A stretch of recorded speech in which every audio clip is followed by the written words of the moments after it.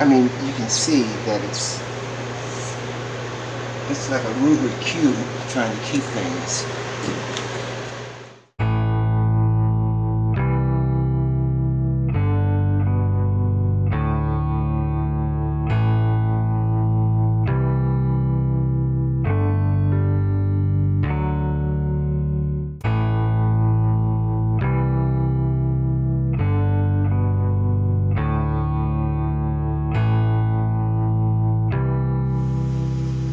Earlier, I told you that when I terminated my employment at the Biz, mutually and in a friendly fashion, in 1977, I didn't really know, other than the desire for having the costume that was made for me, why I was taking it.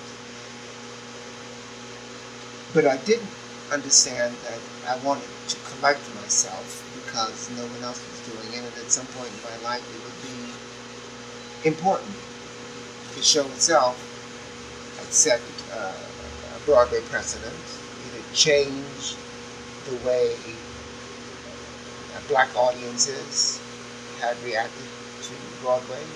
This made the Great White Way finally hospitable terrain for black audiences. So I thought this might reverberate later. So 41 years later, after some very clever lobbying on the part of myself and my publicist Merle Frymart, we contacted the curator of costumes at the National Museum of African American History and Culture. The story is brief, but the journey was very long.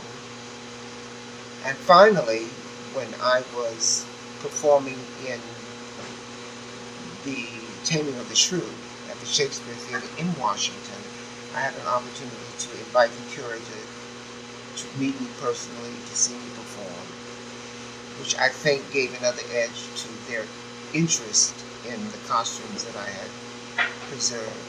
Meanwhile, they had already put as part of their comprehensive look at black entertainers the video of Ain't Misbehavin' that had been done for NBC in 1982 as part of their collection.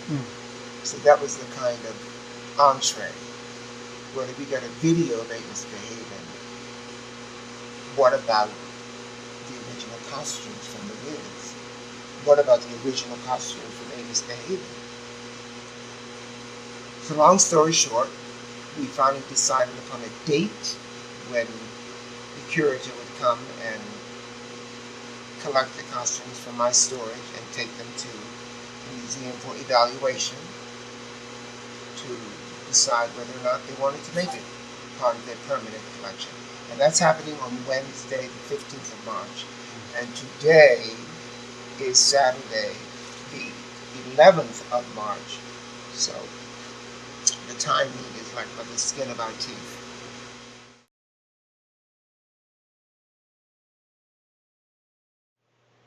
What we were sourced in was the Black is Beautiful, Black Power movement, which had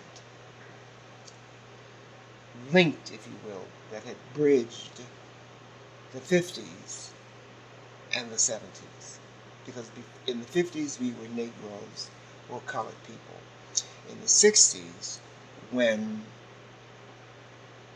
the United States of America was crisscrossed with what we now refer to as urban insurrection, and the political veil of innocence was being torn from our eyes, and black America had taken two words and associated them with which frightened white America, black and power.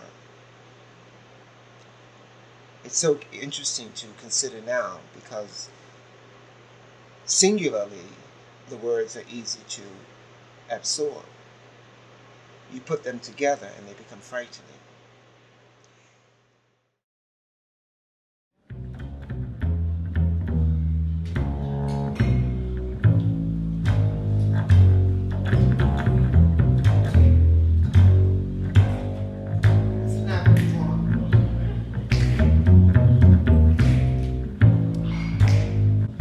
If you can understand that someone has done this before you, the precedent has been set. So what does that mean? It means, first of all, you don't have to blaze the trail. And second of all, it means you're not alone. And that's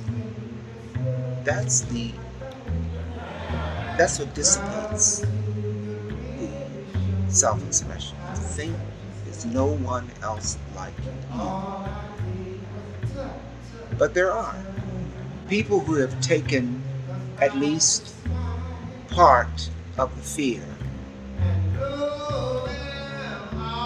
of being your authentic self.